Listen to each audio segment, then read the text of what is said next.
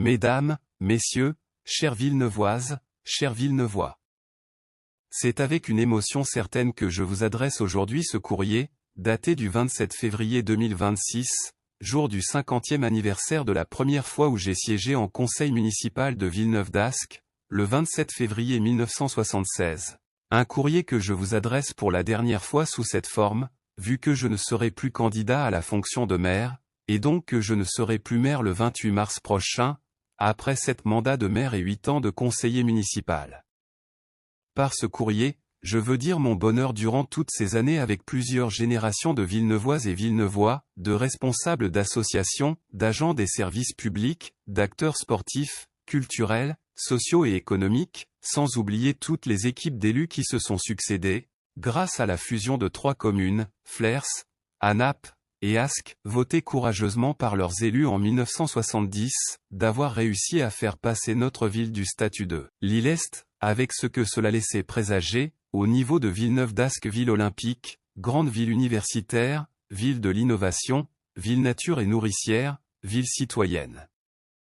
Si aujourd'hui 27 février 2026 j'aurais aimé, bien sûr, pouvoir poursuivre cette tâche, certes lourde, mais exaltante même dans un contexte sociétal de plus en plus difficile pour tous les élus locaux de toute sensibilité. Un contexte avec son lot d'angoisses internationales, nationales, locales, ses poussées de violence, d'intolérance, qui touchent notre République et ses valeurs de liberté, d'égalité, de fraternité, de laïcité, ce n'aurait pas été raisonnable le jour de ce 50e anniversaire, mais aussi de mon 81e anniversaire. C'est pourquoi j'ai décidé, et ce n'est pas si simple, de figurer sur la liste PVA 2026, composée d'élus expérimentés et de nouveaux candidats sous la conduite de Sylvain Estager, mon adjoint aux finances depuis 18 ans, dont on connaît aussi les rôles joués dans la ville nature et nourricière, la culture avec la Rose des Vents, et dans les services publics, avec, entre autres, la création d'une école municipale de musique et de danse. Je serai sur cette liste pour l'aider à rester sur la voie tracée depuis 50 ans comme porteur de mémoire, car on sait que la mémoire, et donc la connaissance du passé, aide à gérer le présent tout en préparant l'avenir.